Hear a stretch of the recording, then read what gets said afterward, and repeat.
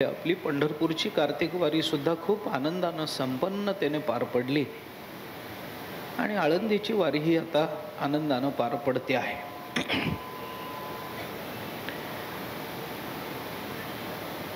म्हणून या वर्षीच्या या प्रवचन मालेला आपण प्रारंभ करतो आहोत. जयाचे नाव तीर्थ रावो या ज्ञानेश्वरीतल्या 6व्या अध्यायातल्या ओवीच्या संबंधाने विचार आपल्याला करायचा आहे. ज्ञानेश्वर महाराजांची ही जी ओवी आहे ही ओवी 6व्या अध्यायातल्या सुरनमित्रनुदासून या श्लोकावरचं भाष्य आहे. परंतु श्लोकावरचं भाष्य जरी असलं तरी श्लोकामध्ये नसलेलं हे भाष्य आहे. जे श्लोकामध्ये नाही ते ज्ञानोबराय बोलतात. सज्जनांचं संतांचं वर्णन करण्याकरता कथेची से न करता ज्ञानोबराय जेव्हा संत स्तवनामध्ये रत होतात त्यावेळेला स्वनिर्मित अशा विशेषणांनी ते संतांचं वर्णन करताना ज्ञानेश्वरीमध्ये अनेक ठिकाणी दिसतात. ज्ञानेश्वरीमध्ये अनेक ठिकाणी ज्ञानेश्वर महाराजांनी संतांची जी वर्णनं केलेली आहेत ती वर्णनं कुठल्या तरी पुराणातून, कुठल्या तरी इतिहासातून, रामायण महाभारतादी इतिहासातून, पुराणातून, उपनिषदातून तिथं वर्णन केलेल्या ब्रह्मभावाच्या, ब्रह्मप्राप्तीच्या अवस्थेचं चिंतन करणारे अशी ती विशेषणं आहेत. हे जरी खरं असलं तरी ती विशेषणं ज्ञानोबरायांनी तिथून घेतलेली नाही. विशेषण देताना संतांच्या बाबतीमध्ये संतस्तवन करताना, संतांचं वर्णन करताना जी विशेषणं दिली जातात ती विशेषणं 2 पद्धतीनं विचारात घेता येतात. त्याच्यातला एक प्रकार असा असतो की आपण जेव्हा विशेषण देतो संतांना त्यावेळेला ते विशेषण औपनिषदिक वाङ्मयामधून व्यक्त झालेल्या एखाद्या अवस्थेचं प्रतीक किंवा द्योतक म्हणून समोर येत असतं. परमात्म्याचं वर्णन करत असताना आपण परमात्म्याला करुणा वरुणालय म्हणतो, कृपा निधान असं म्हणतो, दया सागर असं म्हणतो. ही विशेषणं कुठून आली? ही पुराणातून आलेली विशेषण आहे. हे विशेषणं संत वाङ्मयातून आलेली आहेत. हे विशेषणं पूर्वी त्यांचा परमात्म्याचा ज्यांना ज्या पद्धतीचा अनुभव आला त्या अनुभवातून व्यक्त झालेली आहेत. काही विशेषणांना अशा पद्धतीचं प्रामाण्य असतं आणि काही विशेषणं अशी असतात की त्या विशेषणांना तशा अर्थाने प्रामाण्य काही नसतं, परंतु तरीही ती विशेषणं महत्त्वाची असतात. कारण ती विशेषणं पुराण वगैरे इतर वाङ्मयातून आलेली नसली तरी सुद्धा ती ज्यांचा तसा अनुभव आलेला आहे त्या अनुभवातून ती विशेषणं प्रकट झालेली असतात. ज्ञानोबरायांनी संतांना दिलेली विशेषणं ही अशी मागून काहीतरी कुठल्या तरी आधारानं पुढे आलेली नाही आहेत. ज्ञानोबरायांनी निवृत्तीनाथ महाराजांना समोर बघितलेलं आहे. संत महात्मा कसा असतो आणि त्या संत महात्म्यांचा आपल्या जीवनावर कसा परिणाम होतो हे ज्ञानोबरायांना निवृत्तीनाथ महाराजांच्या सहवासातून माहिती आहे. सहवास आहे आणि त्या सहवासातून त्यांना हे ज्ञात आहे की असा त्यांचा परिणाम आहे, असं त्यांचं वागणं आहे, असा त्यांचा आचार आहे, असा त्यांचा विहार आहे. हे त्यांना जे ज्ञात आहे ते त्यांच्या अनुभवातून प्रकट झालेलं आहे. आणि जेव्हा आयती विशेषणं निवडली जातात तेव्हा संत स्तवनी रत होण्याकरता कथेची सेक करावी लागते. पण जेव्हा विशेषणं स्व अनुभवातून प्रकट होत असतात त्यावेळेला ती विशेषणं मांडत असताना कथेची से न करीसी तू संतस्तवनी रतसी, कथेची से न करीसी असं होतं. त्यामुळे ज्ञानेश्वर महाराजांनी दिलेली विशेषणं ही जरी त्यांच्या अनुभव संपन्नतेतून प्रकट झालेली असली आणि तू वगैरे अशा पद्धतीची सर्वनामं जरी ज्ञानोबारांनी वापरलेली असली, जयाचे नाव तीर्थरावो, जयाचे निसंगे ब्रह्मभावो भ्रांतासी, अशी सर्वनामं जरी ज्ञानेश्वर महाराजांनी वापरलेली असली आणि त्या सर्व नामाच्या मागे जरी काही संतांचा उल्लेख असला तरी सुद्धा ज्ञानेश्वर महाराजांना अभिप्रेत मागचा संत शब्द हा विशेष नामयुक्त नाही आहे. ज्ञानेश्वर महाराजांना समोर बसलेले निवृत्तीनाथ महाराज त्या सर्व नामाचे वाच्य ठरवायचे, वाचक ठरवायचे. संत म्हणजे उपनिषदातून प्रकट झालेले सिद्धांत ज्यांच्या आचारातून प्रकट झाले तशी विशेषणं औपनिषदिक वाङ्मयातून प्रकट होणं वेगळं आणि त्या महात्म्याचा समोर बसून येणारा अनुभव आणि त्या अनुभवातून ज्या ज्ञानेश्वर महाराजांच्या चरणी सर्व वाङ्मय संपदा लोळण घेते आहे त्या ज्ञानेश्वर महाराजांच्या मुखातून ती विशेषणं प्रकट होणं वेगळं. ज्ञानेश्वर महाराजांनी 6व्या अध्यायामध्ये संतांचं जे वर्णन केलंय हे वर्णन श्लोकातून प्रकट झालेलं नाही. श्लोकात कुठेही असं म्हटलेलं नाही. श्लोकामध्ये म्हणत असताना तो सर्वांच्या बाबतीत सम राहतो तो महात्मा असं वर्णन चालू आहे. मग तो सुहृद असेल, मित्र असेल, बंधू असेल, सज्जन असेल, पापी असेल, चांगला असेल, वाईट असेल, कसाही जरी असला तरी त्या सर्वांच्या संबंधानं ज्याची अंतःकरणाची अवस्था समत्वाची असते अशा महात्म्यांचं वर्णन 6व्या अध्यायामध्ये योग्याच्या संबंधानं चालू आहे. ही पार्श्वभूमी डोळ्यासमोर ठेवून ज्ञानेश्वर महाराजांनी जयाचे नाव तीर्थरावो, दर्शने प्रशस्तीसी ठावो, जयाचे निसंगे ब्रह्मभावो भ्रांतासी या विषयाचा जो विचार केलाय तो विचार आपल्याला करायचा आहे. मी फक्त पार्श्वभूमी या ओव्यांची काय आहे तेवढी आपल्या समोर ठेवतोय. हे सांगत असताना ज्ञानेश्वर महाराजांनी जे वर्णन केलं ते श्लोकामधलं नाही आहे, ते स्वतंत्र आहे. कारण कुठेही श्लोकामध्ये ज्यांच्या संघामध्ये गेल्यानंतर भ्रांताला सुद्धा ब्रह्मभाव प्राप्त होतो, ज्यांच्या मुखातून धर्म जगतो, ज्यांचा अमुक आहे, ज्यांच्या नुसत्या दृष्टीतून अनेक सिद्धी जन्माला येतात वगैरे, हे श्लोकात कुठे आलेलं नाही आहे. पण श्लोकामध्ये समत्व बुद्धीनं वागणारा महात्मा कसा असतो हे कळण्याकरता त्या महात्म्याकडे जी प्रवृत्ती जीवाची व्हावी लागते त्या प्रवृत्ती करता म्हणून त्या महात्म्याचं महात्म्य सांगणं हे ज्ञानेश्वर महाराजांना आवश्यक वाटतं.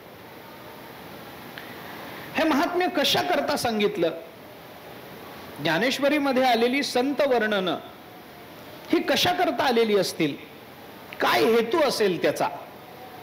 ज्ञानेश्वर महाराजांनी अनेक ठिकाणी संतांच्या संबंधाने केलेली चिंतनं ज्ञानेश्वरीमध्ये आपल्याला खूप ठिकाणी पाहायला मिळतात, खूप ठिकाणी. म्हणजे इतकं, जसं आता आपण प्रमाण देऊन आलो, इतकं की निवृत्तीनाथ महाराजांना शेवटी सांगावं लागतं की बाबा बास झाला, हा मुख्य विषय नाहीये तुझ्या चिंतनाचा.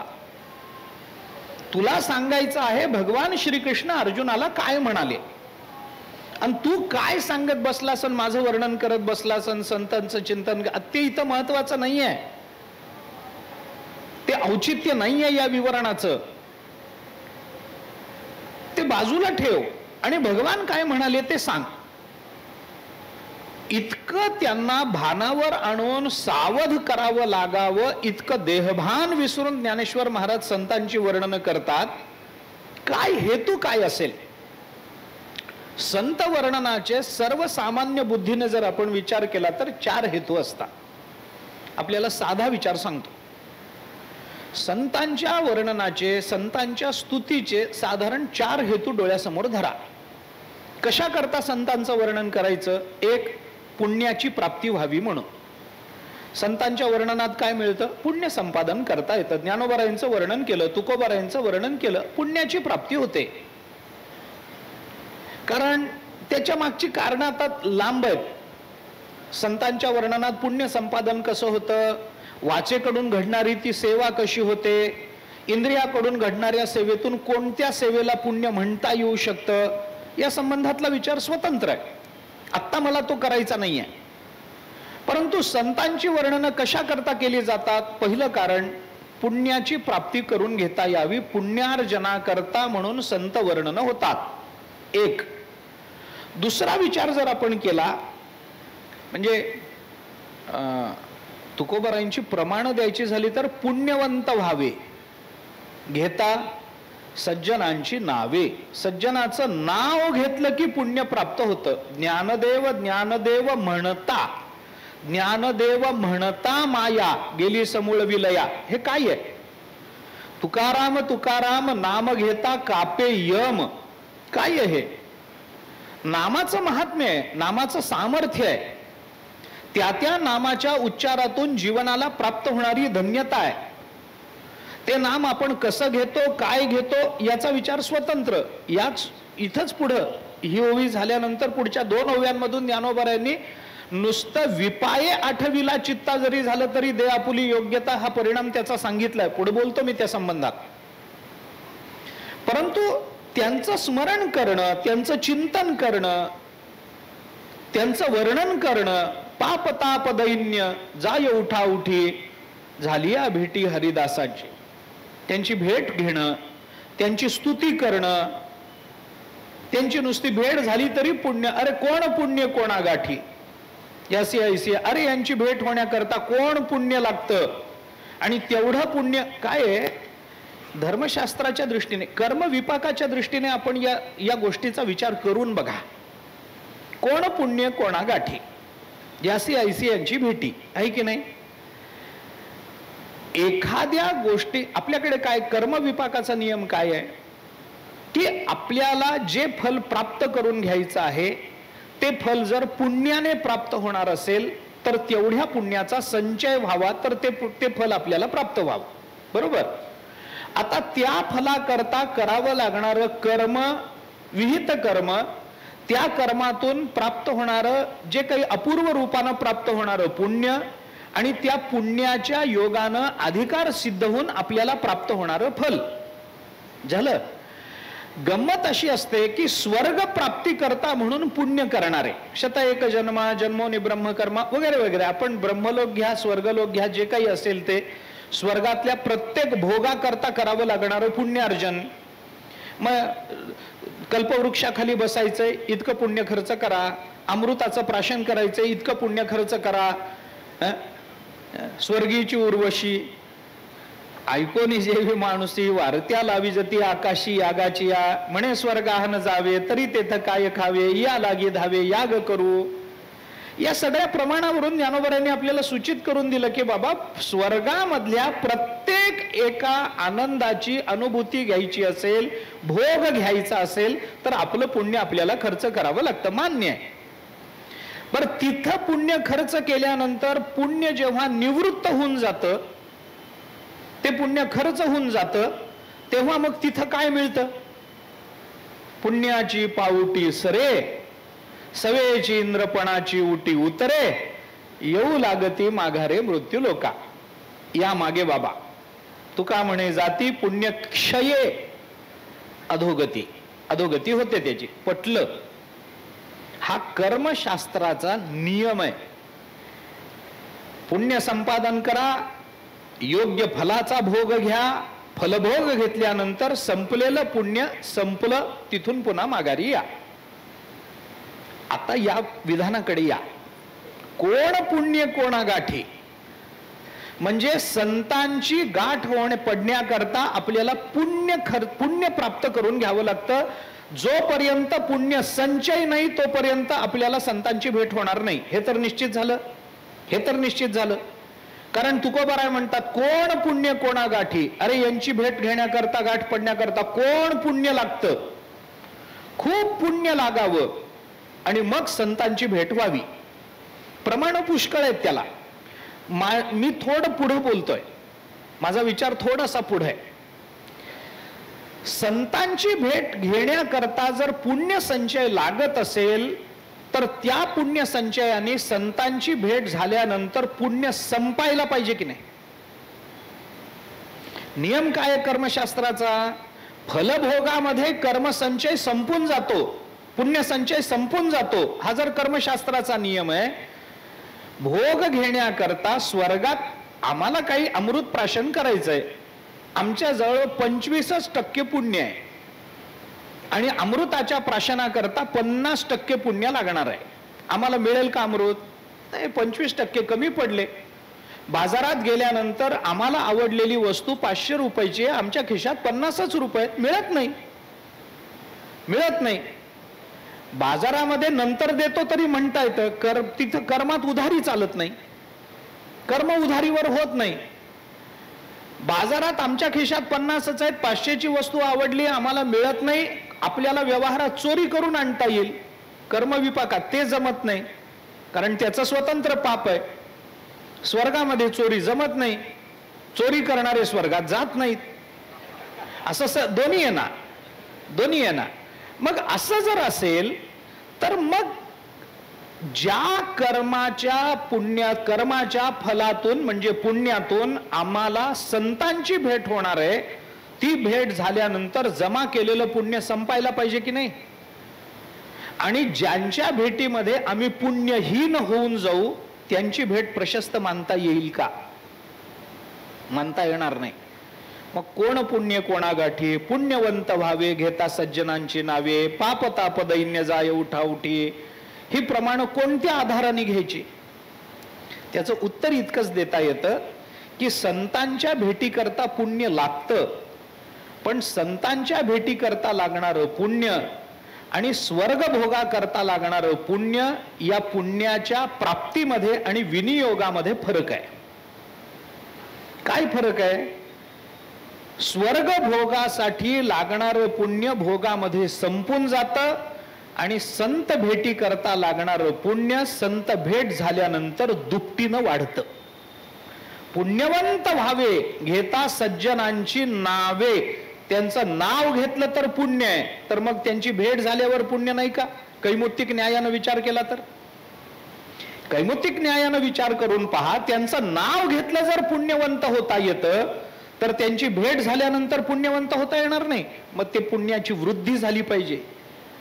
म्हणून इतर ठिकाणी त्यांच्या भेटीमध्ये पुण्य, इतर ठिकाणी वस्तूच्या प्राप्तीत पुण्य निवृत्त होतं, संतांच्या बाबतीत त्यांच्या प्राप्तीत पुण्य वृद्धिंगत होतं. म्हणून पुण्य संपादन करण्याकरता जिथं आपल्याला दुपटीनं पुण्याची वृद्धी होणार आहे त्या संतांचं वर्णन करा, त्यांची भेट होण्याकरता त्यांची स्तुती करा, त्यांच्या भेटी करता प्रयत्न करा. म्हणून पुण्यार्जनाकडे करता म्हणून संत महात्म्य गायलं जातं. एक. दुसरा विचार, कशा करता संत महात्म्य गायचं? कारण संत महात्म्य गाणं हीच संतांची सेवा आहे. संतांची सेवा आहे. पुण्यार्जन करणं हे वेगळं फल आहे आणि संत सेवा करणं हे वेगळं फल आहे, वेगळी गोष्ट आहे. संतांची सेवा घडावी म्हणून मानवी जन्माला यावं, ज्ञानोबाराय तुकोबारायांची सेवा न करता मरून जावं, मग कुत्र्यात ढेकणात आणि आपल्यात काही फरक नाही. ज्ञानेश्वरी नाही, गाथा नाही, कधी चिंतन नाही, कधी पारायण नाही, कधी वारी नाही त्यांची, कधी त्यांच्या चरणाच्या दर्शनाचा योग नाही, काही उपयोग नाही. माणूस म्हणून जन्माला येण्याचा तो फायदा नाही. संत सेवा घडली पाहिजे. तुका म्हणे संत सेवा हेची देवा उत्तम. देवाला सुद्धा जी संत सेवा आपल्या जीवनाचं ध्येय वाटते. निरपेक्षम मुनिम शांतम निर्वैरम समदर्शनम अनुव्रजाम्यहम नित्यम पूययेत्यंग्री रेणुबी. एकादश स्कंदामध्ये भगवान स्वतः उद्धवाला हे सांगतात, अरे बाबा, निरपेक्ष मुनी रूपामध्ये असणारे, शांत असणारे, निर्वैर समदर्शी असणारे जे महात्मे आहेत, अनुव्रजाम्यहम नित्यम, मी त्यांच्या पावलांचं अनुसरण करत राहतो. त्यांच्या चरणकमलाला लागलेली मृत्तिका त्याची प्राप्ती व्हावी याच्याकरता त्यांच्या मागे मागे जातो. धावत चालती मागे मागे देव इच्छी रज चरणीची माती. देवाला सुद्धा त्यांच्या चरणाच्या मातीची अपेक्षा आहे. त्या संबंधानं जे विकल्प मांडता येतील, भावरूपानं त्याचा जो भाव विस्तार करता येईल तो विषय स्वतंत्र आहे. पण संत सेवा घडली पाहिजे. याच्याकरता आता संत सेवा घडावी, मग आम्हाला काय करता येऊ शकतं? ज्ञानोबारायांची भेट होण्याची शक्यता नाही, तुकोबारायांची भेट होण्याची शक्यता नाही. कुठलेच संत तशा अर्थाने प्राप्त पुण्यातून आपल्याला प्राप्त होऊ शकत नाहीत. मग काय करा? ज्ञानोबाराय तुकोबाराय भेटत नाहीत ना, मग एक काम करा, ज्ञानोबारायांची बसल्या जागी स्तुती करा, तुकोबारायांची बसल्या जागी स्तुती करा. हीच त्यांची सेवा आहे. काही धावपळ करायचं कारण नाही. म्हणविता त्यांचे दास पुढे आसो रे ना, त्यांचं दास्यत्व स्वीकारावं, मी त्यांचा दास आहे म्हणावं, त्यांची स्तुती करावी, ते माझे स्वामी आहेत म्हणावं, माझे मालक आहेत ज्ञानोबाराय, त्या मालकांचा मी नोकर आहे, त्यांचं वर्णन करणं माझं कर्तव्य आहे असं म्हणावं, त्यांची स्तुती करावी. त्याच्यातून संत सेवा घडते. पुण्यार्जन होण्याकरता संतांची स्तुती, संत सेवा घडावी याच्याकरता संतांची स्तुती, हे सामान्यतः तुमच्या माझ्याकडून जेव्हा संत किंवा संत स्तुती होते त्याचे हेतू आहे. दुसरे दोन हेतू सांगतो जे याच्या पुढे जाणार आहे.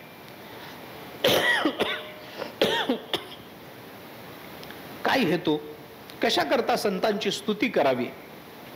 संतांची स्तुती करण्याचा तिसरा हेतू असा आहे की त्या संतांच्या स्तुतीमधून इतरांची संत प्रवृत्ती वाढावी. मोठी माणसं ज्ञानोबारायांचं का, तुकोबारायांना ज्ञानोबारायांचं वर्णन करण्याचं काय कारण आहे सांगा ना? काय कारण? काय अधिकाराचा विचार केला, आध्यात्मिक अधिकाराचा विचार केला तर तुकोबाराय हे ज्ञानोबारायांपेक्षा कमी आहेत का? वारकरी संप्रदाय मानत नाही. सगळे संत एका अधिकारावर असतात. आपल्याला जेवढे ज्ञानोबाराय प्रिय तेवढेच तुकोबाराय प्रिय, तेवढेच गोरोबा काका, तेवढ्याच जनाबाई, तेवढ्याच मुक्ताबाई. आपण कुठे भेद करतो त्यांच्यामध्ये? हा कालाचा फरक असेल. एक आधी अवताराला आले असतील, एक नंतर अवताराला आले असतील, एक अगदी अलीकडे अवताराला असतील, गोष्ट वेगळी ना. पण अधिकाराचा भेद आहे का? काही भेद नाही. लोकांना विनाकारणच त्यांच्यामध्ये भेद बघावा वाटतो. जातीवरून वाटल्या गेलेल्या संतांबद्दल तर मला बोलायचंच नाही, कारण तो विषय आपण बोलावा या लायकीचाही नाही. वारकऱ्यांनी बोलूच नाही त्या संबंधामध्ये. काही विषय त्याचा विषयच नाही. पण लोकांचं महत्व कशाने? ते म्हणतात अहो ज्ञानोबाराय तुकोबाराय फरक नाही का, त्यांनी भिंत चालवली, यांनी कुठं चालवली? ह्याच्यावरून त्यांच्या अधिकाराची चर्चा करायची का? त्यांनी चालवली, त्यांच्या समोर चांगदेव आले म्हणून, यांच्या समोर आले नाहीत म्हणून यांनी चालवली नाही. चालवता येत नव्हती असं नाही ना. तुकोबारांना चालवता येत नव्हती का? चालवता येतच होती त्यांनाही, फक्त त्यांना चालवण्याची गरज पडली नाही, चालवण्याची आवश्यकता पडली नाही. कोणी योगी वाघावर बसून आला नाही त्यांच्या समोर म्हणून तुकोबारायांनी भिंत चालवली नाही. तसा जर योगी तुकोबारायांच्या काळात आला असता तर तुकोबारायांनी भिंत काय, अख्खा भंडारा डोंगर चालवला असता. काय फरक? काय अशक्य काय आहे सांगा ना त्यांना? काय अशक्य? अशक्य ते तुम्हा नाही नारायणा, हे तुकोबाराय देवाला बोलतात. तसं आपणही तुकोबारायांना, तुकोबारायांनीच केलेलं ज्ञानेश्वर महाराजांचं वर्णन ते उधार घेऊ आपण आणि तुकोबारायांकडे लावून देऊ. करील ते काय नोहे महाराज परी पाहे बीज शुद्धांगी. काय लागत नाही तुकोबारायांकडे? वाटेल ते करण्याचं सामर्थ्य आहे. अधिकाराचा विचार केला तर सगळे संत समान अधिकारावर आहेत, तिळमात्र फरक नाही. आणि दोन संतांमध्ये जो फरक करतो तो वारकरीच नाही, असूच भक्त असूच शकत नाही, असूच शकत नाही. आपल्याला सगळे संत तेवढेच प्राणप्रिय आहे, तेवढेच पूज्य आहेत, काही कमी नाही. मग तुकोबारायांना ज्ञानोबारायांचं वर्णन करण्यात काय मिळालं? समान अधिकारावर असलेले, नाही समरूप झालेले, इतके समरूप झालेले, एकरूप झालेले की तुकोबारायांनी ज्ञानोबारायांचं वर्णन केलं तर स्वतःच वर्णन करण्याचा दोष यावा इथपर्यंत एकरूप झालेले. अजून काय पाहिजे? अजून काय पाहिजे? तरी तुकोबाराय ज्ञानोबारायांचं वर्णन करतात ना, तरी नामदेवराय नाथ महाराज ज्ञानोबारायांचं वर्णन करतात ना, जनावेळेला तरी ज्ञानदेव मंगळमुनी म्हणावं वाटतं ना. तरी सगळ्या संतांना ज्ञानोबरायांचं वर्णन करावं वाटतं, मुक्ताबाईला योगी पावन मनाचा म्हणावं वाटतं त्यांना. ही वर्णनं कशा करता आली जर समान अधिकाराचे आहेत तर? म्हणून या वर्णनाचा तिसरा हेतू जो परार्थी आहे, पुण्य संपादन करणं, संत सेवेमध्ये रत होणं, हे स्वार्थी हेतू झाले.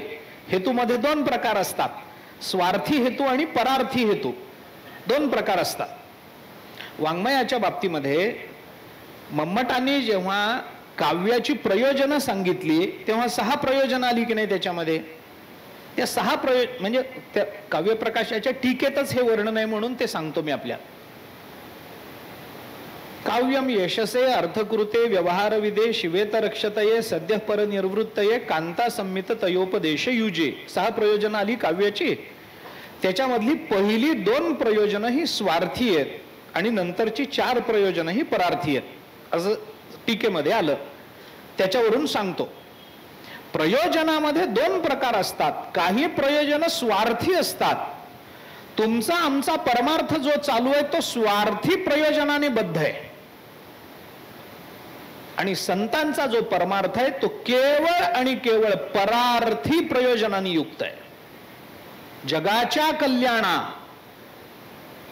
आपला परमार्थ कशा करता चालू आहे? स्वतःच्या कल्याणा. मी का ज्ञानेश्वरी वाचतो? माझं कल्याण व्हावं म्हणून. म्हणजे चूक नाहीये त्याच्यामध्ये, तो दोष आहे. स्वार्थी म्हणलं की लगेच दोषास्पद आणि परार्थी म्हणलं की असं नाहीये. आम्ही का वारीला येतो? आमच्या करता.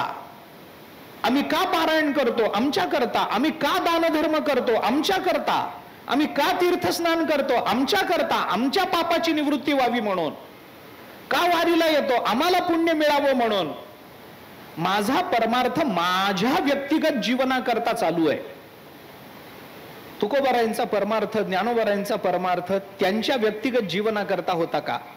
जगाच्या कल्याणा. आनंदाचे आवारू मांडू जगा. या भाषा बघा ना, त्यांच्या भाषा बघा. जगताच्या कल्याणाकरता संता. म्हणून त्यांचं जे प्रयोजन आहे ती परार्थी प्रयोजन 2 सांगतो. संतांची स्तुती कशा करता? तुमच्या माझ्यासारख्या आज्ञ जीवांची संतांकडे प्रवृत्ती व्हावी याच्याकरता संत स्तुती संत वाङ्मयामध्ये येते. विचार करा. ज्ञानोबारायांचं वर्णन करण्याची गरज नाथ महाराजांना का पडावी? तुकोबारायांना का पडावी? समकालीन असणाऱ्या नामदेवरायांना का पडावी? समकालीन असणाऱ्या गोरोबा काकांना, चोखोबारायांना, जनाबाईला का ती गरज पडावी? ज्ञानोबारायांचं वर्णन करण्यातून त्यांना पुण्य पाहिजे होतं काय? अरे पाप पुण्याच्या पलीकडे गेलेली ही मंडळी आहेत ना. त्यांना कोणत्या पुण्याची अपेक्षा आहे? नामदेवरायांना कोणतं पुण्य मिळवायचं राहिलं होतं? ज्यांच्या जवळ परमात्म्याजवळ जे नित्य आहे, ज्यांच्या जवळ परमात्मा नित्य आहे, ज्यांच्या हातचा नैवेद्य परमात्मा आवडीनं भक्षण करतोय, ज्यांच्या घरी परमात्मा दिवाळीला जातोय, ज्यांना दळायला मदत करायला परमात्मा वीट सोडून जातोय. युगे 28 विटेवरी उभा आणि दळायला काय उभ्या उभ्याने दळून आला काय? जनाबाईकडे बसला असेलच की नाही? मग हे 28 युगाचं उभं राहण्याचं अभिवचन ज्या भक्ता करता मोडावं वाटतं, तोडावं वाटतं, तो भक्ताला पुण्याची गरज असेल काय? त्या जनाबाईंना पुण्य संपादन करण्याची गरज असेल काय? काही नाही ना. मग तरी यांनी का वर्णन? काही संत सेवा घडावी काय? काय राहिलंय संत सेवा घडण्याचं? तरी का वर्णन केलं? कशासाठी सांगितलं चालविली? सांगितलं रेड्यामुखी वेद बोलविला? कशा करता म्हटलं कैवल्याचा पुतळा? त्याचं एकच कारण आहे, हे वाचून तुमची माझी प्रवृत्ती त्यांच्या सेवेकडे व्हावी हा हेतू आहे. आपल्यालाही असं वाटावं की अरे नाथ महाराज तुकोबारायांसारखे महात्मे ज्या ज्ञानोबारायांच्या वर्णनाकडे प्रवृत्त झाले, ज्या ज्ञानेश्वरीचं वर्णन त्यांनी केलं, ती ज्ञानेश्वरी काय आहे एकदा वाचू तरी, एवढं तरी आपल्याला वाटलं पाहिजे. हा परार्थी हेतू संत वर्णनामध्ये असतो बऱ्याच वेळेला. संतांच्या स्तुतीचे जे हेतू मी आपल्याला सांगतोय त्याच्यातला हा तिसरा हेतू आहे. सामान्य जनांची संतांकडे प्रवृत्ती वाढावी, संत वाङ्मयाची प्रवृत्ती वाढावी, संत सेवेची प्रवृत्ती वाढावी, त्यांच्या अंतःकरणामध्ये सत्वशीलतेचा उदय व्हावा, त्यांच्या अंतःकरणामध्ये संतांच्या बद्दलची आवड निर्माण व्हावी याच्याकरता संतांची स्तुती केली जाते. आणि शेवटचा हेतू आपल्याला सांगता येऊ शकतो, संतांचं वर्णन कशा करता संतांनी केलं. दुसरा हेतूही परार्थीच आहे, हा स्वार्थी नाही आहे. चौथा हेतू सांगतोय मी, हा हेतू सुद्धा परार्थीच आहे. कशा करता संतांचं वर्णन करायचं? काही नाही, संतांचं यथार्थ ज्ञान व्हावं याच्याकरता. विशेषण काय करतात? विशेषण व्यावर्तक असतात ना, व्यावर्तकत्व काय करतं? व्यावर्तकात आता त्याच्यातही फरक आहे. नैयायिकांची भाषा फार चांगली आहे या बाबतीत, विचार करण्यासारखा म्हणजे गोष्ट ही. व्यावर्तक काय करतं? वेगळं काढतं. जे वेगळं काढतं ते व्यावर्तक. पण नैयायिकांनी वेदांतांनी दिलेलं जे व्यावर्तकत्व आहे, त्या व्यावर्तकाला तेच व्यावर्तकत्व का असावं, त्या व्यावर्तकाचं व्यावर्तक काय आहे याची चर्चा केली. एवढंच वेगळेपण का? याचं वेगळेपण कोणत्या वेगळेपणाच्या आधारावर अवलंबून आहे? अनवस्था दोष येत नाही त्याच्यामध्ये. वेदांतांनी दिलेल्या उत्तरामध्ये अनवस्था दोष प्रसंग येत नाही.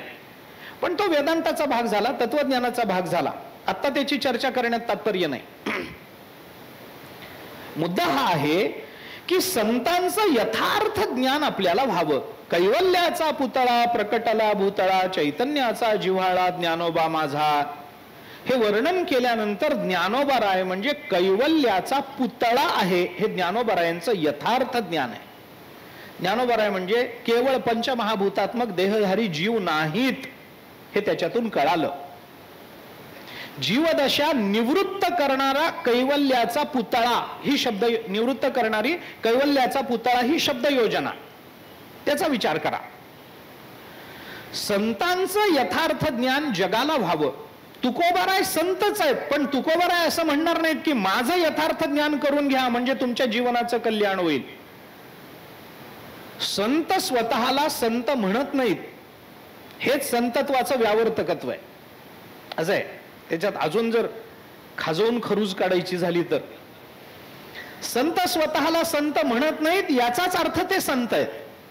म्हणून तर लोक आपलं काही नाही, मी काही संत नाही असं जे खोटं खोटं म्हणतात की नाही, ते त्याच पदवीवर जाण्याकरता म्हणत असतात. हे जीवदशेचं व्यावर्तक आहे.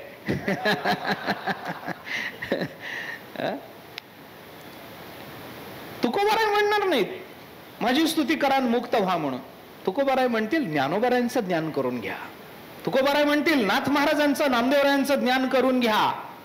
नामदेवराय संत आहेत, मी संत आहे असं तुकोबाराय बोलणार नाहीत, नामदेवराय बोलणार नाहीत, ज्ञानोबाराय स्वतः बोलणार नाहीत. एरवी तरी मी मूर्खू म्हणणारे ज्ञानोबाराय काय म्हणतील? मला संत म्हणान, माझी स्तुती करान, माझं ज्ञान करून घ्या म्हणून नाही. म्हणून संतांच्या स्तवनाची 4 प्रयोजनं असतात. त्याच्यात 2 स्वार्थी प्रयोजनं असतात, 2 परार्थी प्रयोजनं असतात. स्वार्थी जी प्रयोजनं असतात ती जीवाच्या कल्याणाकरता असतात. परार्थी प्रयोजन ही जीवाच्याच कल्याणाकरता असतात. पण स्वार्थी प्रयोजन जीवाकडून प्रवृत्त होत असतात आणि परार्थी प्रयोजन जीवाच्या कल्याणाकरता असली तरी संतांकडून प्रवृत्त झालेली असतात. ही त्याची वर्गवारी आहे. एकूण जर आपल्याला विभाग करायचे झाले तर अशा पद्धतीने करता येते. मी कशा करता हे सांगितलं की ज्ञानोबारायांनी या 6व्या अध्यायामधल्या या श्लोकावर भाष्य करताना, 9व्या श्लोकावर भाष्य करत असताना, जयाचे नाव तीर्थरावो दर्शने प्रशस्तीची ठावो, जयाचे निसंगे ब्रह्मभाव भ्रांतासी, हे म्हणून जे वर्णन केलेलं आहे ते वर्णन श्लोकाच्या अनुषंगानं आलेलं नाही. हे ज्ञानोबारायांच्या अंतःकरणात असणाऱ्या संत स्तुतीच्या संबंधानं प्रकट झालेलं वर्णन आहे. त्यामुळे हे जे चिंतन ज्ञानेश्वर महाराजांनी मांडलं, या मांडणीमध्ये ज्ञानेश्वर महाराजांनी जयाचे नाव तीर्थरावो असं म्हणून संतांचं वर्णन केलंय. आपल्याला त्या संबंधातच बोलायचंय. जयाचे म्हणजे कुणाचे? श्लोकामध्ये ज्यांचं आधी वर्णन केलेलं आहे असा योगी, संत, त्यांचं वर्णन चालू आहे. 6व्या अध्यायात आल्यामुळे त्याला योगी म्हणायचं, नाहीतर तो संतच आहे. तो जर 12व्या अध्यायात आला असता तर भक्त म्हटलं असतं. तो जर 13व्या अध्यायात गेला असता तर ज्ञानी म्हटलं असतं. 14व्यात आला असता तर गुणातीत म्हटलं असतं. 16व्यात आला असता तर दैवी संपत्तीवान म्हटलं असतं. 17व्यात आला असता तर सात्विक म्हटलं असतं. 2ऱ्या अध्यायात आला असता तर स्थितप्रज्ञ म्हटलं असतं. एवढंच आहे. तो 6व्यात आल्यामुळे त्याला योगी म्हणायचंय असा त्याचा एकूण अर्थ. हे सगळे एक, कारण यांची लक्षणं बघा ना तुम्ही. स्थितप्रज्ञाचं वर्णन काढून बघा, 14व्यातलं तुम्ही गुणातीताचं वर्णन काढून बघा, काय फरक आहे? साधारण एकच वर्णन आहे. पण तरी जयाचे नाव तीर्थ रावो असं ज्ञानोबारांनी म्हटलंय. आता जयाचे नाव तीर्थ रावो, हे तीर्थ रावो हे नाव आहे. आपल्याला त्याच संबंधानं बोलायचं आहे. ज्ञानोबारांनी केलेली स्तुती, त्या संबंधानं पुष्कळ चिंतन आहे. स्तुती म्हणजे हे जे वर्णन ज्ञानोबारांनी केलंय त्या स्तुतीमध्ये काय काय आलं, कसं कसं आलं, स्तुतीमध्ये काय यावं लागतं, एक जाता जाता फक्त सांगतो. जिथं जिथं स्तुती होते की नाही, आणि त्याच्यातही बोलतो ज्ञानेश्वरीचं वैशिष्ट्य माना पाहिजे तर, हे ज्ञानेश्वरीचं वैलक्षण्य माना पाहिजे तर, पण जिथं जिथं स्तुती होते आणि त्यातल्या त्यात जेव्हा ती प्राप्त विषयाला सोडून होते त्यावेळेला ती स्तुती अर्थवाद म्हणवली जाते. अर्थवाद काय आहे? स्तुती किंवा निंदा या दोन्हीला अर्थवादच म्हणतात. निंदा सुद्धा अर्थवादातच येते बरं.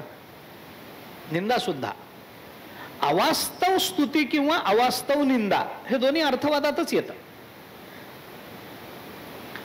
अर्थवादाचा विचार वेदांतांनी फार कधीच केला नाही, त्यामुळे ज्ञानेश्वरीतही तो येत नाही. अर्थवादाचा विचार मीमांसकांचा आहे. मीमांसा जास्त अर्थवाद मानते, कारण वेदांताकडे ज्ञानपर श्रुती आणि कर्मपर श्रुती यांच्या समन्वयाचा विचार आहे. मीमांसेकडे ज्ञानपर श्रुतीचा विचारच नसल्यामुळे कर्मपर श्रुती विद्यार्थ्यांना जरी मानली गेलेली असली तरी सुद्धा असलेल्या ज्ञानपर श्रुतीची व्यवस्था लावण्याकरता त्यांना अर्थवादाची संगती स्वीकारावी लागते. वेदांताकडे अर्थवाद स्वीकारायचं तसं काही ठोस कारण नाही आहे. पण तरी सुद्धा विरोधे गुणवादस्यात अनुवादो अवधारिते भूतार्थवादस्तद्धानात अर्थवादस्त्रिधा स्मृतः अशा 3 प्रकारचा अर्थवाद वेदामध्ये उपनिषदामध्ये आपल्याला दिसून येतो. मीमांसा विशेषत्वाने त्याचा विचार करते. विरोध दिसत असला तर गुणवाद माना, अनुवाद हाही एक अर्थवादच आहे. ज्ञात वस्तूचं पुन्हा पुन्हा केलेलं चिंतन. अनुवाद म्हणजे काय असतो? अग्निर्हिमस्य भेषजम हे वाक्य त्याच्याकरता मीमांसेने प्रस्तुत केलं. अग्नी हे थंडीवरचं औषध आहे, हे कोण बोलतं? श्रुती बोलते. आता थंडी वाजत असली तर शेकोटी पेटवावी हे कळण्याकरता उपनिषदाचा अभ्यास लागतो का? काय कारण आहे मला सांगा ना. आपल्याला जर खूप थंडी वाजत असली तर आपण शेकोटी पेटवून ऊब घेतली पाहिजे. अग्नीजवळ बसलं की थंडी जाते हे कळण्याकरता वेद वाचा, उपनिषद वाचा, शास्त्राचं चिंतन करा, कुणाकडे तरी जाऊन शिका, मग ब्रह्ममायेचे घोटाळे ध्यानात घ्या, मग कळतं की अग्नी पेटवला म्हणजे थंडी जाते. हे काय? अरे लहानपणापासूनचे अनुभव आहेत. हे आम्हाला उपनिषदांनी नाही सांगितलं, आम्हाला जे माहिती होतं तेच उपनिषदांनी सांगितलं, म्हणून तो अनुवाद झाला. अनुवादाचा अर्थ तोय. ते तुकोबारांनी म्हटलंय ना, हे जे अनुवाद सदा सर्व काळ करोनी गोपाळ कालासेव, हे तुकोबाराय बोलतात ना, आम्ही अनुवाद करू. अनुवाद करू म्हणजे काय? तुकोबारायांची नामदेवरायांची भूमिका तिथली वेगळी आहे. म्हणून नामदेवरायांनी केलेलं गोपाळ काल्याचं चिंतन किंवा भगवान श्रीकृष्णाच्या बाळक्रीडा या अनुवाद नाहीत, तुकोबारायांनी केलेला अनुवाद आहे. असं आहे त्याच्यात. म्हणजे नामदेवरायांनी केलेलं जे चिंतन आहे त्या चिंतनामध्ये भागवतात नसलेली प्रसंग आले की नाही, आले. गर्गसंहितेत नसलेले प्रसंग आले की नाही, ते राधेनी खोली, नाथ महाराजांच्या गवळणीमध्ये राधेनी खोलीमध्ये बोलवलं गोपिकेने, मग दार लावून घेतलं, मग बोलायला लागली. बोलता बोलता म्हणाली, कान्होबा जरा तू फारच लहान पडतोस, तुझ्याबरोबर कसं बोलावं कळत नाही. समान वयाचं झालं म्हणजे गप्पा मारायला मोकळेपणा येतो, मोठा हो ना. मग भगवान म्हणाले मोठा होतो. मग भगवान मोठे झाले. मोठे झाल्यानंतर अर्थात थोडा आवाजही मोठा झाला, घोगरा झाला, वय वाढतं तसा आवाजात बदल होता.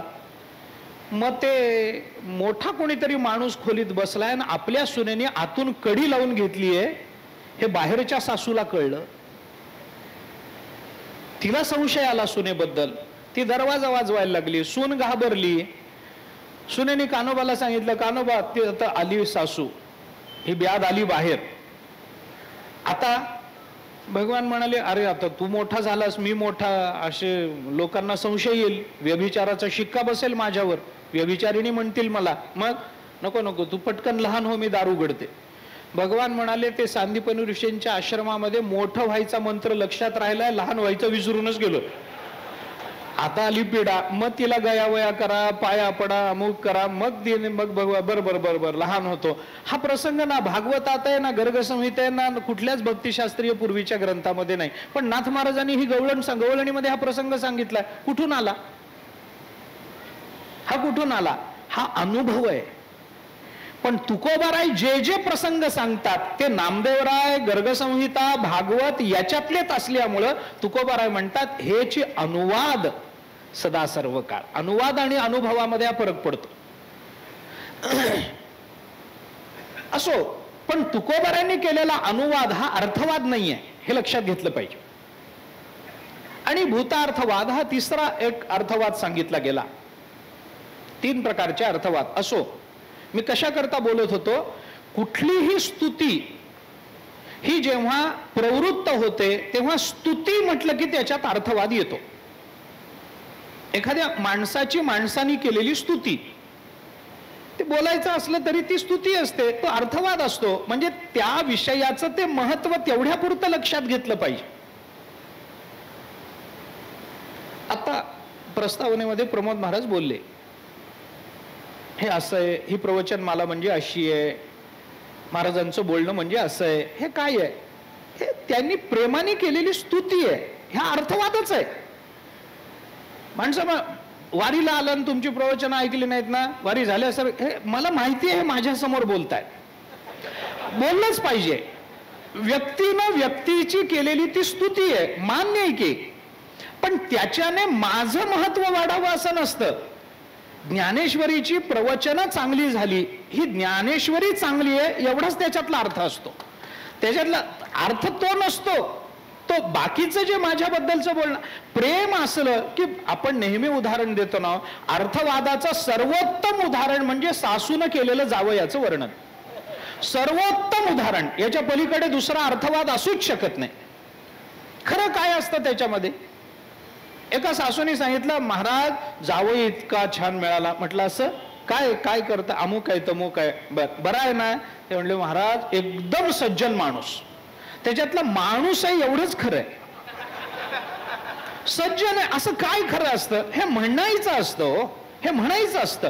कोणीही कुणाची जेव्हा स्तुती करतो ना, तेव्हा त्याच्यामध्ये अर्थवाद असतोच असतो. हा नियमच आहे. स्तुती म्हटलं की अर्थवाद आला. स्तूयते अनेन इति वा स्तुतीही.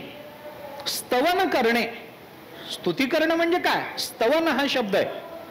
स्तूयते कसं शब्द कसा चालेल बघा. स्तूयते, तो स्तुती करतो. म्हणजे काय करतो?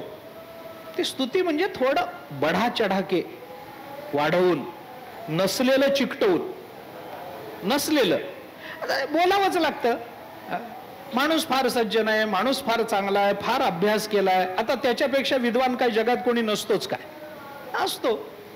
मग तोही वर्णन करतो, नाही नाही यांनी माझी स्तुती केली, पण तसं काही नाही, मी गरीबच माणूस आहे, साधा माणूस आहे, माझं काय आहे. ती त्यांनी स्वतःची केलेली स्तुतीच असते. हा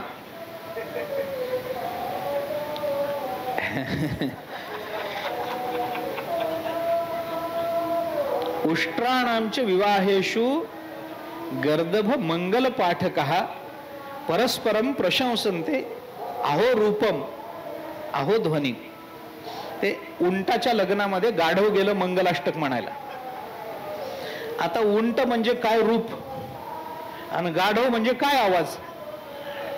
मग त्या गाढवाने आपल्या आवाजात उंटाची स्तुती केली, तुझ्यासारखा सुंदर कोणी नाही, आणि गाढव म्हणाल तुझ्यासारखा गायक कोणी नाही. चालत राहत. स्तुतीच आहे, स्तुतीच आहे. त्याच्यामध्ये थोडं वाढवणं असणारच. मनुष्य मनुष्याची करो, मनुष्य देवाची करो. स्तुतीमध्ये थोडस, म्हणून तर मीमांसेला ती अडचण आली ना, कारण कर्मामध्ये स्तुती चालत नाही. कर्माची स्तुती झाली की कर्म संपलं, असं आहे ना. मीमांसेनी आपण केलेलं कर्म आपल्या तोंडाने जर आपण बोलून दाखवू तर त्या कर्माचं पुण्य वाया जातं म्हटलंय.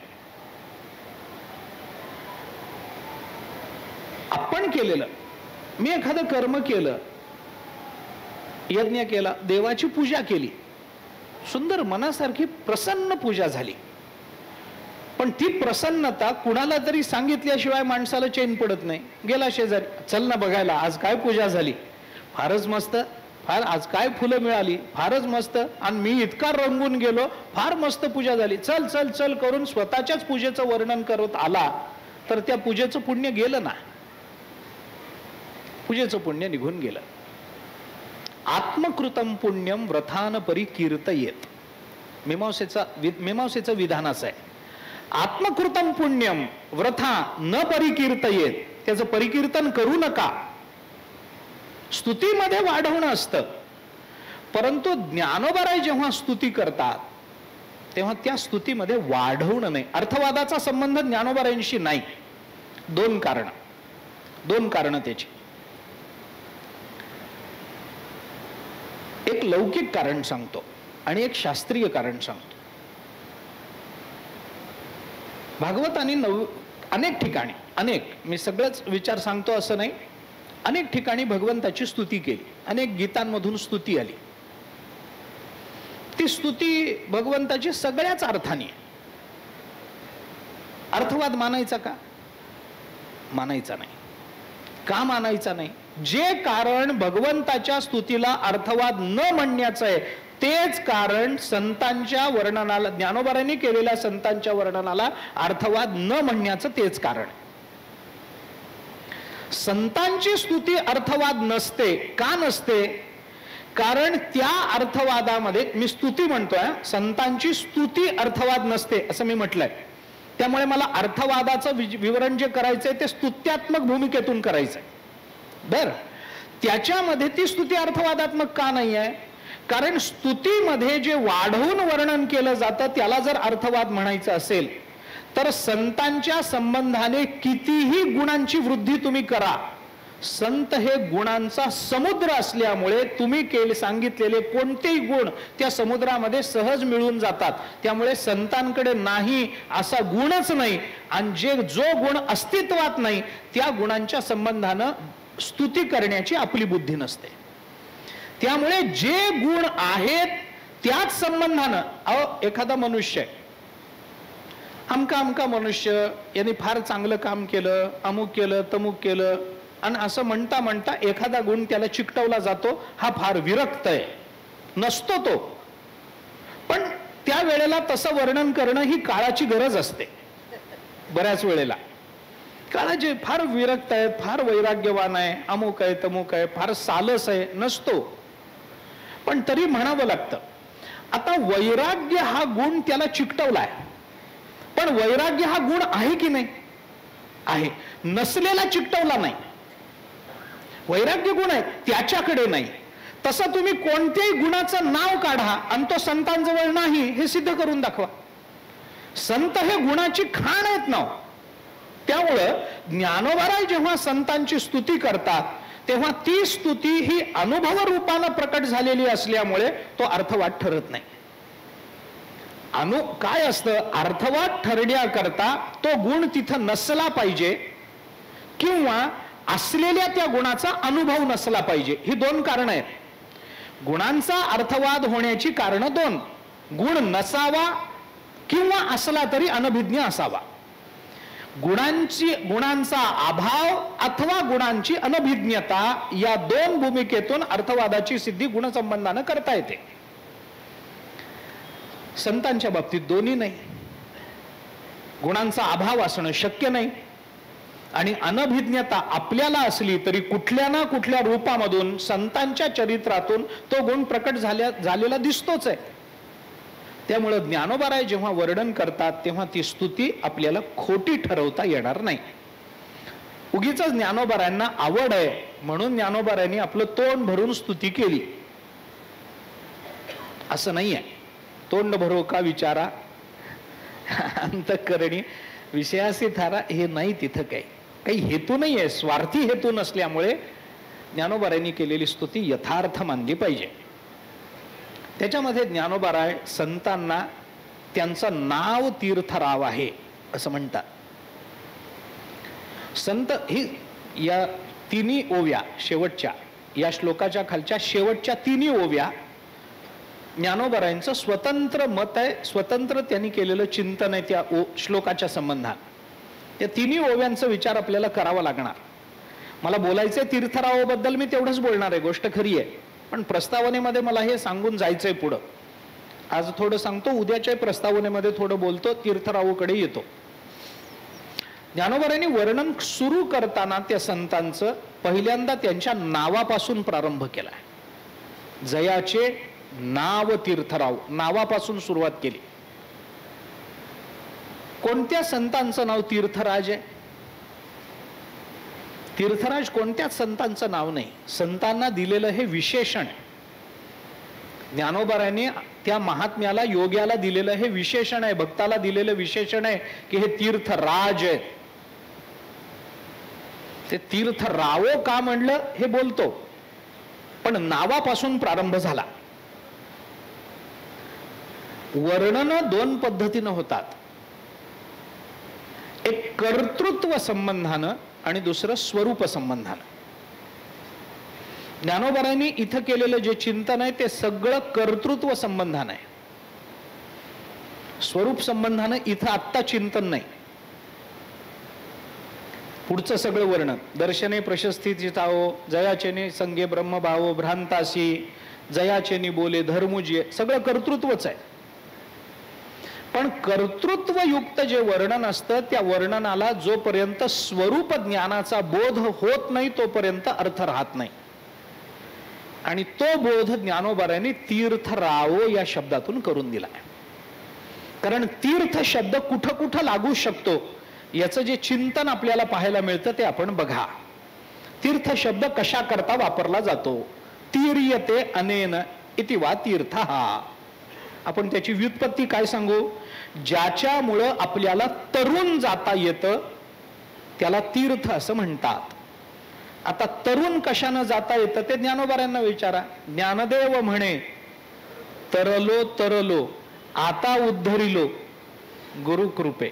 म्हणजे गुरुकृपेमुळे मी तरुण, ज्याच्यामुळे तरुण जाता येतं ते जर तीर्थ आहे तर ज्याच्यामुळे मी तरुण गेलो ते माझे सद्गुरू हे तीर्थ होणार नाही का? होणार नाही का? म्हणजे माझे सद्गुरू हे तीर्थ होईल. आणि जर सद्गुरू संत संत हे जर तीर्थ आहेत तर ज्ञानोबा तीर्थ रावो नाहीत का? चला मी बोलतो पुढं, मला ते सिद्धच करायचंय, त्याच्याकरताच बसलो मी आता. थोडा एक म्हणून मी म्हटलं की आजचा विचार मी थोडा प्रास्ताविक रूपामध्ये मांडतो. तीर्थ रावो असा शब्द वापरला. रावो शब्द राजा या अर्थाने येतो ज्ञानेश्वरीमध्ये. रावो म्हणजे राजा, राव राजा या अर्थाने. तीर्यते अनेन जे आपल्याला तरुण तारून नेतं, ज्याच्यामुळे मनुष्य तरुण जातो ते तीर्थ. किंवा दुसरा एक विचार केला तर थोडासा लौकिक अर्थाने जर विचार केला तर आपल्याला दुसरा एक विचार करता येतो. तरती पापाधिकम यस्मात, ज्याच्यामुळे पापाधिकातून तरुण जातो. तरुण जातो हे म्हणणं वेगळं आणि पापाधिकातून तरुण जातो हे म्हणणं वेगळं. ज्याच्यामुळे तरुण जातो तो भवसागरातून तरुण जातो असा अर्थ आहे. आणि म्हणून इथं जे तरती क्रिया म्हणजे धातू तोच आहे, तरती, पण कशातून? पापादिकम यस्मात, पापातून तरुण जातो. पापातून तरुण जाणं वेगळं आहे. लौकिक तीर्थ आम्हाला पापातून बाहेर काढतात, बरोबर? आपलं पाप जातं. गंगा पापम शशीत वगैरे वगैरे वगैरे अनेक प्रमाण त्याला. फेडीत पाप ताप, ज्ञानोबरांचीच भाषा वापरायची झाली तर, पोखीत तिरीचे पादप समुद्रा जायाप गंगेचे जैसे. गंगा तीर्थ आहे, पापाचं निवारण करते. वाचे म्हणता गंगा गंगा सकळ वगैरे वगैरे वगैरे नेहमी आपण सांगतो त्या संबंधामध्ये. तीर्थानं आपलं पापक्षालन होतं, पापक्षालन होतं. उदाहरणं खूप, प्रमाण खूप. गंगा यमुना सरस्वती वगैरे या नद्यांचं चिंतन आपल्याला नेहमी सांगितलं जातं. कशा करता गंगेत स्नान करायचं? पापाची निवृत्ती व्हावी म्हणून. जातं की नाही हा भाग वेगळा, पण तशी मान्यता आहे, अनुभव आहे. आता आपलं पापच असं आहे की गंगा सुद्धा म्हणत असेल नको बाबा, पण आता त्याला इलाज नाही. तिलाही काही इलाज नाही ना आपल्यालाही काही. आपल्याला तिच्याशिवाय कोणी नाही आणि तिला कर्तव्य म्हणून गत्यंतर नाही. म्हणून ज्ञानोबरांनी केलेले चिंतन बघा ना. तीर्थे बाह्यमळू क्षाळे, कर्मे अभ्यंतर उजळे. ज्ञानोबरांनी केलेले चिंतन. तीर्थे बाह्यमळू क्षाळे. तीर्थानं काय होतं? बाहेरचा मळ जातो. बाहेरचा मळ म्हणजे काय? पाप वगैरे हे बाहेरचेच मळ आहेत. ज्ञानाचा विचार कर. अहो, विचारसागराच्या सुरुवातीला आलं ना हे चिंतन सगळं. साधनांचा विचार करताना अंतरंग साधन बहिरंग साधनामध्ये काय आलं? यज्ञ यागाधिक बहिरंग, अत्यंत बहिरंगामध्ये आलं की नाही? आणि मग त्याच्यानंतर विवेक वैराग्याधिक अंतरंग साधन, आणि त्याच्या पुढे श्रवण मनन निधिध्यासन हे अंतरंग त्याच्याही, आणि तत्वम पदार्थ शोधन हे अत्यंत अंतरंग. अशा 4 टप्प्यावर. विचारसागरात 3च टप्प्यावर आहे, पण वेदांतात ते 4 टप्प्यावर आहे. त्याच्यामध्ये विवेक वैराग्याच्या अपेक्षेत अत्यंत अंतरंग साधन हे तत्वम पदार्थ शोधन आहे, आणि बहिरंग साधन यज्ञ यागाधिक आहे. आणि त्याच श्रवण मनन निधिध्यासन आणि तत्वम पदार्थ शोधनाच्या सापेक्षत्वाने बघायचं झालं तर विवेक वैराग्य हे सुद्धा बहिरंग साधन होतं, आणि यज्ञ यागाधिक अत्यंत बहिरंग होतं की नाही? मग ते यज्ञ याग आम्हाला काय देतात? ब्रह्मज्ञान देतात. काय यज्ञानं ब्रह्मज्ञान होतं काय? होत नाही. नाहीतर प्राचीन बरही कधीच मुक्त झाला असता. भागवतामध्ये यज्ञानं मुक्त होता येतं का? होत नाही. का? कारण कर्म माणसाला मुक्त करत नाहीत. विचारसागरामध्ये त्याचा पूर्व पक्ष मनाला पटेल असा आहे, पण उत्तर पक्ष वाचला की कळतं की हेच बरोबर आहे. मग कर्मानं ज्ञान होतं का? होत नाही. केवळ कर्मानंच ब्रह्मज्ञान झालं असतं तर जगतामध्ये सगळ्यात पहिल्यांदा गाढव मुक्त झालं असतं, कारण त्याच्या एवढं काम करणारं कोणीच नाही जगात. कर्मानंच मुक्त व्हायचं असेल तर गाढव मुक्त झालं असतं. बरं, त्या गाढवाचं सगळं कर्मही निष्कामच आहे की हो. स्वतः करता कुठे चाललंय? मालक म्हणेल तिकडं, मालक म्हणेल तसं, मालक देईल खायला तर खायचं, मालक म्हणेल जाऊ किरड्या. स्वतःच्या मनावर कुठे? काहीच नाही. ज्या अंतःकरण शुद्धी करता निष्काम कर्माचरणाची अपेक्षा वेदांत बोलून दाखवतो ते निष्काम कर्माचरण तिथेही आहे. मग नुसत्याच कर्मानं मोक्ष आहे काय? मोक्ष प्राप्त होईल तर ज्ञानाने होईल. ज्ञानादेव तू कैवल्यम, ज्ञाने विणे के उपाय करीसी वगैरे ही प्रमाण आहेत आपल्याकडे. मग ज्ञानानच जर केवळ आहे, मग कर्म काय आहे? कर्म बाह्यमळ आहे. पाप हे पुण्य हे बाह्यमळ आहे. आणि म्हणून तीर्थ काय करतात? आपल्या पापाचं निवारण करतात आणि परमार्थाकरता योग्य बनवतात. तीर्थ काय करतात? परमार्थाकरता योग्य. म्हणून तरती पापादिकम यस्मात असा विचार करून आपण बहिरंग अर्थाच्या दृष्टीने तीर्थाचा विचार करू शकतो. आणि तीर्यते अनेन इतिवा तीर्था या शब्दातून आपल्याला अंतरंग साधन या दृष्टीने तीर्थाचा विचार करता येतो. बहिरंग साधनेतलं तीर्थ म्हणजे गंगा वगैरे या जलरूप तीर्थाचा विचार करा. आणि तीर्यते अनेन या अर्थाने विचार करून जे आपल्याला भवसागरातून तरुण नेतं, या अंतरंग साधनेच्या दृष्टीने तीर्थाचा विचार करताना तिथं तीर्थ शब्द गुरु, गुरुकृपा, ब्रह्मज्ञान या सगळ्या अर्थाने घ्या. पद्मपुराणामध्ये तीर्थरूपा ही साधवहा असं एक वचन आलंय. साधू हे तीर्थरूप असतात. आपल्याकडे मोठ्या माणसांना तीर्थरूप लिहायची सवय. तीर्थरूप मोठ्या माणसांना तीर्थरूप असं म्हणतो. वडिलांना, आजोबांना घरामध्ये आता पत्र लिहायची बंद झाल्यामुळं ते राहिलं नाही. हां, ते हे व्हॉट्सअप हे आल्यामुळं पत्र लिखाण बंद झाले. परीक्षेतच मुलांना काय येत असेल ते असेल, पण त्याच्यात ते संस्कार नसतात. वडिलांना काय लिहावं, तीर्थरूप लिहावं, कसं लिहावं, काय लिहावं, काहीतरी लिहितात झालं. वही काही लिहित नाहीत हे नशीब आहे, नाहीतर तेही लिहितील पत्रात वडिलांना, काही त्याचं काही नाही. तीर्थरूप, तीर्थरूपा ही साधवहा असं एक वचन आहे. असो, मी कशा करता बोलतो, संतांना तीर्थरूप म्हणणं या दृष्टीने आपण विचार करून बघा. किंवा या तीर्थांचा विचार करताना कुणाकुणाला तीर्थ म्हणावं या संबंधातले विचार आहे. मी पुढे बोलणार आहे, आत्ता ते बोलणार नाही. मला आत्ता बोलायचंय ते ज्ञानेश्वर महाराजांच्या या 3 ओव्यांच्या संबंधानं एक साकल्यानं विचार फक्त मांडायचा. जयाचे नाव तीर्थराव, दर्शने प्रशस्तीसी ठावो, जयाचेनी संगे ब्रह्मभाव भ्रांतासी.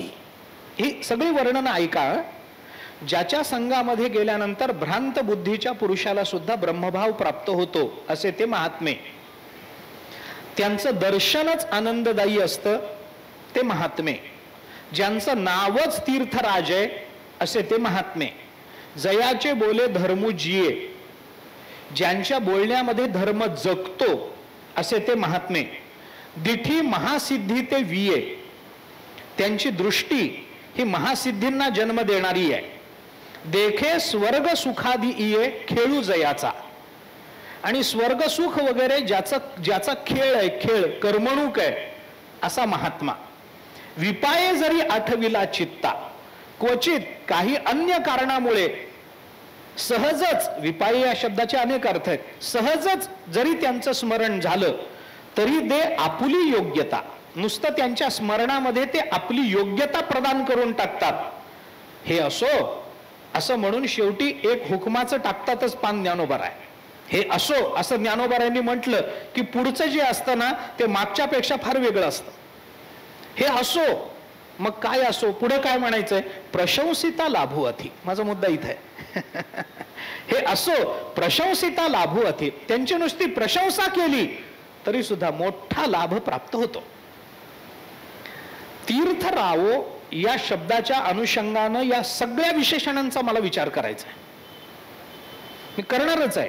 मला असं वाटतं की तीर्थराव या शब्दातल्या तीर्थ शब्दाचा धातू बघा, त्याची व्युत्पत्ती बघा, ते पाप बघा, पुण्य बघा, ते तीर्थ अंतरंग का बहिरंग बघा, हे सगळं नंतर आहे.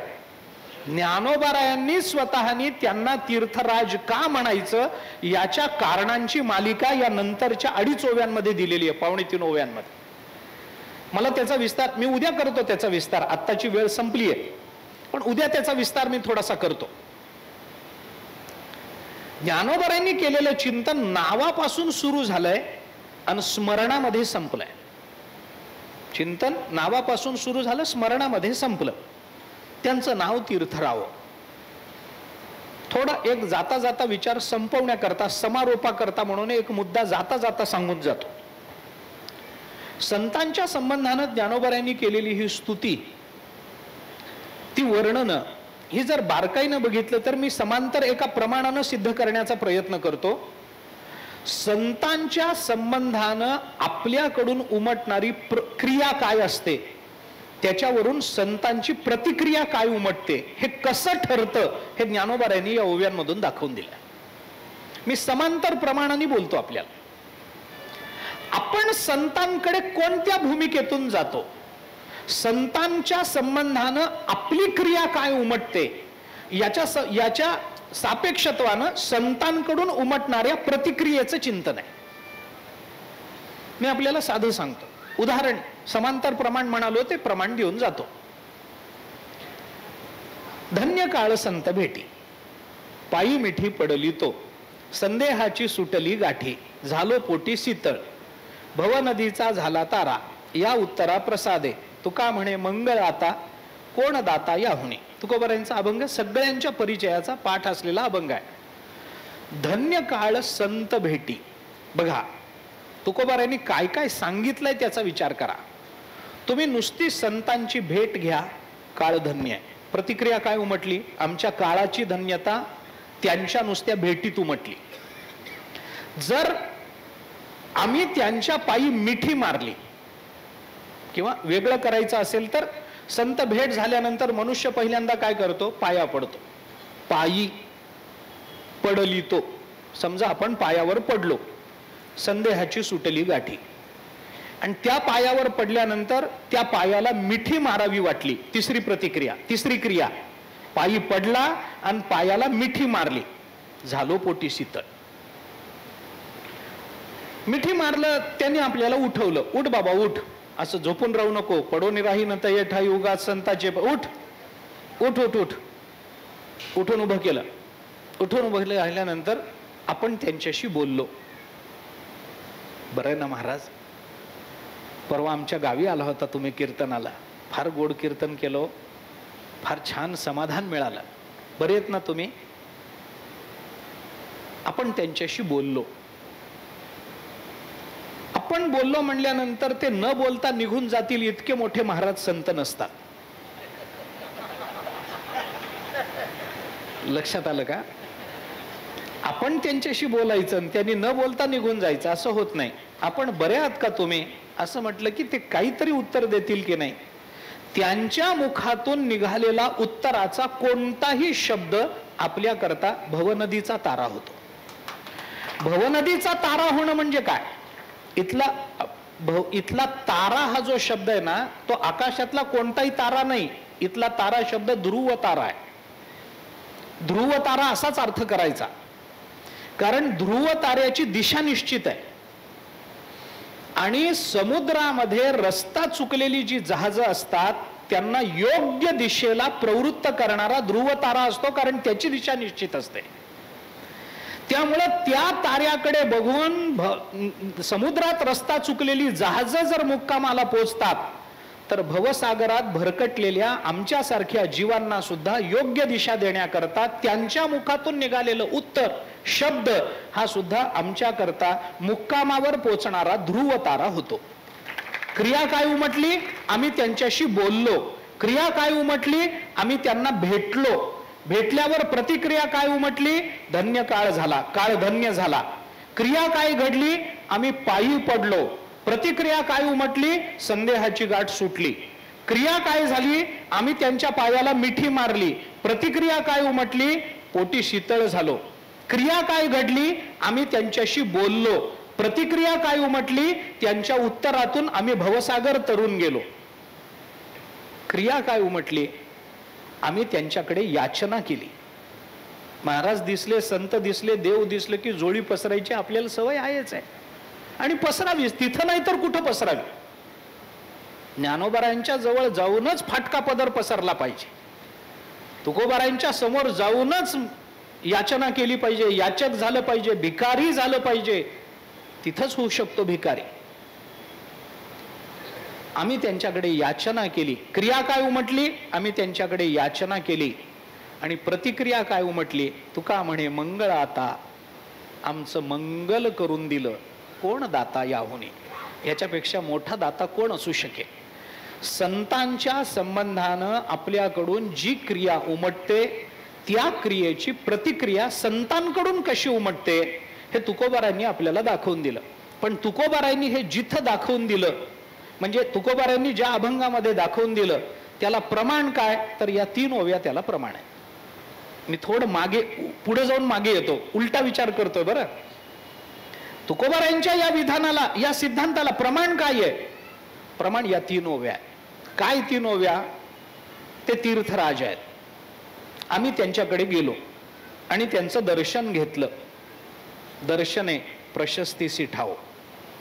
आम्ही त्यांच्या संगात राहिलो, भ्रांतासीही ब्रह्मभाव प्राप्त झाला. आम्ही त्यांच्याकडे गेल्यानंतर आम्ही त्यांच्याशी बोललो. जयाचेनी बोले धर्मजीये. आम्ही बोललो, त्यांच्यातून धर्म प्रकट झाला.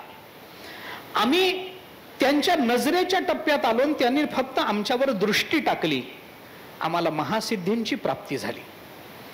आम्ही ज्यांच्याकडे गेलो, थोडा वेळ बसलो आणि करमणूक करण्याकरता म्हणून त्यांनी आम्हाला स्वर्गादी आमच्या समोर खेळ करण्याकरता म्हणून स्वर्गाधिक लोक आमच्या समोर प्रकट केले. आम्ही त्यांच्याकडे गेलो, भेटलो, पाया पडलो, याच्यापैकी काहीच झालं नाही. आम्हाला त्यांच्याकडे जाण्याची संधीच मिळाली नाही. घरीच बसून राहिलो, वारीला येता आलं नाही. कार्तिकी गेली हो, या कोरोनामुळं वारी गेली, आळंदी गेली वारी गेली, देहूची वारी गेली, पैठणची वारी गेली, पंढरपूरच्या वाऱ्या गेल्या. आषाढीला ज्ञानोबाऱ्यांबरोबर चालत जाता आलं नाही, तुकोबाऱ्यांबरोबर प्रवास करता आला नाही. त्यांनी बोटाला धरून पांडुरंगाचे चरण दाखवावेत असं इतकी वर्ष घडलं, यावर्षी घडलं नाही. काहीच करता आलं नाही, काहीच करता आलं नाही. घरी बसून राहावं लागलं, घराबाहेरही पडता आलं नाही. मग आम्ही काय क्रिया केली? ज्ञानोबराय म्हणतात काही नाही, घरी बसून विपाय जरी आठविला चित्ता. आम्ही घरी बसून फक्त त्यांचं स्मरण केलं. त्या स्मरणातून त्यांच्याकडून उमटलेली प्रतिक्रिया काय? दे आपुली योग्यता. आपुली योग्यता, आपली योग्यता त्यांनी दिली. म्हणजे काय केलं? ज्ञानोबारायांना आळंदीपासून पंढरपूर पर्यंत चालत जाण्याचं कारण नाहीये. ज्ञानोबारायांना बसल्या ठिकाणी पांडुरंग आहे. ज्ञानोबारायांनी आपल्याला इथेच करून दिलं. आपण ज्ञानोबारायांचं स्मरण केलं, आज सासवडला राहिलो असतो. आज एकादशी, आज द्वादशी, सासवडला पंगत झाली असती. चला निघायचंय आता लोणंदला. आज लोणंदचा दिवस हो, आज रिंगण हो, चांदोबाचा लिंब आज हो, आज सदाशिवनगरचं रिंगण हो, हे झालं ते झालं, उभं रिंगण, गोल रिंगण, सगळे रिंगण. आज तिथं तर चिखलानं माखलो असतो. विपाय जरी आठविला चित्ता, सहज आमचं आठवणं चालू आहे. ज्ञानोबारांनी काय करून दिलं? आपली योग्यता. त्यांना तिथं जाण्याची गरज नाही, त्यांना बसल्या जागी पांडुरंगाची कृपा आहे. तसं ज्ञानोबारांनी तीच योग्यता आपल्याला देऊन टाकली. तुम्ही येऊ नका, तुम्ही बसल्या जागी स्मरण करा. मला जसं पंढरपूरला मुद्दाम जाऊन देवाचं दर्शन घ्यायची गरज नाहीये, तीच योग्यता तुम्हालाही देतो. देव तुम्हाला घर बसल्या कृपा करेल. दे आपुली योग्यता. ज्ञानोबारांनी ते केलं नाही. आपल्याकडून क्रिया काय उमटली? आम्ही त्यांची प्रशंसा केली आणि आम्हाला काय मिळालं? लाभ होती. आम्ही ज्या ज्या क्रिया संतांच्या संबंधानं प्रकट करतो, त्याच्या त्याच्या प्रतिक्रिया संतांच्या संबंधानं कशा प्रकट होतात, या संबंधात ज्ञानोबारायांनी हे चिंतन केलं. आणि याच चिंतनाच्या आधारावर तुकोबारायांनी त्याच अनुषंगानं धन्यकाळ संत भेटीसारखे अनेक अभंग रचले की ज्याच्यातून संतांच्या संबंधानं आमची क्रिया आणि संतांची प्रतिक्रिया उमटेल. हे कशा करता सांगितलं? हे संतांचं महात्म्यच आहे. आम्हाला संत कळावेत याच्याकरताच आहे. मी तुमच्याकडे आलो, तुमच्याकडे काही काम केलं, तुम्ही मला त्याचा मोबदला दिला, या क्रिया समान आहेत. प्रतिक्रिया ही क्रियेच्या संबंधानं, क्रियेच्या अनुषंगानं आणि क्रियेच्या तीव्रतेच्या संबंधानं उमटत असते. बाजारात जाऊन आपण जर 100 रुपये दिले तर कोणीही दुकानदार आपल्याला 200 रुपयाची साखर देत नाही, तो 100 रुपयाचीच साखर देणार. आम्ही बाजारात जाऊन 10 रुपयाची वस्तू मागितली तर 10 रुपयाचीच वस्तू मिळणार. दुकानदार त्याच्यावर 20 रुपयाची, 50, 100 रुपयाची वस्तू देणार नाही, जास्त देणार नाही.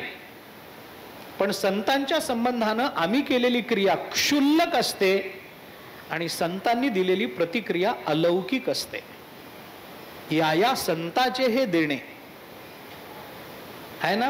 कल्पतरुहुनी दुणे परिसा परिसा अगाध जेणे चिंतामणी ठेंगणा, असं या संतांचं देणं आहे. ते तुकोबाराय ज्ञानोबाराय आपल्याला याच्यातून प्रकट करून देतात. अशा पद्धतीने संतांची स्तुती केली आणि त्यामध्ये ज्ञानोबाराय त्या महात्म्यांना तीर्थ रावो असं म्हणतात. आता माझा विषय एवढाच आहे, याच्यातला एक फक्त विचाराचं सूत्र सांगतो. ज्ञानोबारायांनी संतांचं वर्णन करताना तीर्थ रावो म्हटलंय. आपल्याला वेगळं काही करायचं नाही. आपल्याला वारीत आपण आलोय ना, आपल्याला ज्ञानोबारायांचं वर्णन करायचं. त्यामुळं शब्द त्यांचे घ्यायचेत, फक्त शब्द लावायचेत आपल्याला इकडं, तिकडून काढायचेत. तिकडून काढायचं कारण नाही आहे, तेही आपल्याला तेवढेच प्रिय आहेत, पण औचित्य ज्ञानोबरायांचं आहे, औचित्य ज्ञानोबरायांचं आहे. आम्हाला ते करायचं आहे. सगळ्या संतांचं म्हणजे मी कुठल्याही इथं बसून मी गोरोबा काका, तुकोबारायण, नामदेवरायण, नाथ महाराजांबद्दल बोललो तरी जयाचे नाव तीर्थराव लागतंच, पण मला आत्ता त्यांना त्यांच्याबद्दल बोलायचं नाही. त्यांना राग येत नाही, उलट त्यांना आनंद होईल की आळंदीला गेला ज्ञानोबरायांबद्दल बोलला. म्हणून मला हे सगळं फक्त जयाचे नाव तीर्थरावो हे ज्ञानोबरायांनी ज्या संतांच्या बाबतीत म्हटलं, सद्गुरूंच्या बाबतीत म्हटलं, ते तसंच असू देत. मी फक्त शब्द त्यांचे घेतो आणि ज्ञानोबरायांचं वर्णन करतो. ज्ञानोबराय म्हणजे तीर्थराज आहेत. कोणत्या अर्थाने तीर्थराज आहेत? या ओव्यांच्या अनुषंगानं तर बोलणारच आहे, ओव्यांच्या अनुषंगानं तर बोलणारच आहे. दर्शने प्रशस्तीसी ठावो याच्यात तीर्थराजत्व कसं येतं? जयाचेनी संगे ब्रह्मभाव भ्रांतासी याच्यामध्ये तीर्थराजत्व कसं येतं हे तर बोलणारच आहे मी. माझ्या विचाराचा मुद्दाच तो आहे. परंतु मला हे बोलायचंय ज्ञानोबरायांबद्दल. तीर्थराज म्हणत असताना ज्ञानोबराय कोणत्या तीर्थाच्या संबंधानं आपल्याला ज्ञानोबरायांचा विचार करता येईल आणि ज्ञानोबरायांना तीर्थराज असं का म्हणता येईल याचा थोडासा विचार आपल्याला या संबंधात करायचा आहे. काय आहे, तीर्थ हा जो शब्द येतो की नाही, निपान आगमयोहो तीर्थ हा ऋषीजुष्टे जले गुरव अमरकोशात. अमरकोशामध्ये या सगळ्यांना तीर्थ याचे समानार्थी शब्द काय काय दिलेत ते सांगितलंय. काय आहे? निपान. निपान या शब्दाचा अर्थ आहे जलाचं जे स्थान असतं, जिथून काय आपण जिवंत झरा जिथं असतो, जलाचं उगमस्थान, त्याला निपान. निपान त्याला तीर्थ म्हणतात. आगमयोह, आगमयोह म्हणजे शास्त्र, शास्त्रांना तीर्थ म्हटलंय. ऋषीजुष्टे, ऋषीजुष्टे म्हणजे ज्या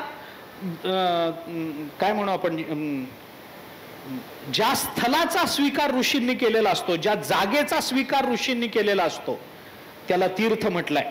त्यानंतर जले, जलस्थानाला तीर्थ म्हणतात. आणि गुरु समानार्थी शब्द आहे.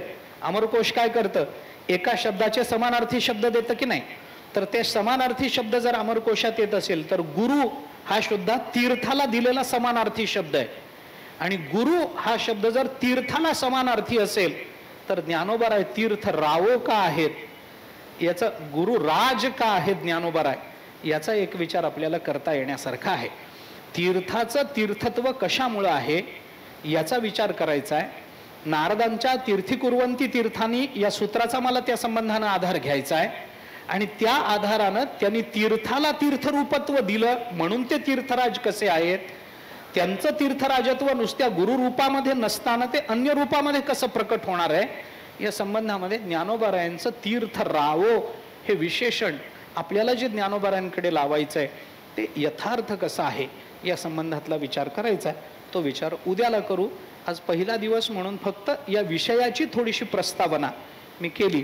तीर्थराज या शब्दाच्या संबंधानं जो मला विचाराचं जो विचार मांडायचा आहे, जे चिंतन करायचं आहे, तो विचार उद्याला पाहू. पुंडलिक वरदे हरी विठ्ठल, श्री ज्ञानदेव तुकाराम विठ्ठल विठ्ठल विठ्ठल विठ्ठल विठ्ठल विठ्ठल विठ्ठल. पुंडलिक वरदे हरी विठ्ठल, श्री ज्ञानदेव तुकाराम, माऊली ज्ञानेश्वर महाराज की जय. जगद्गुरु तुकाराम महाराज.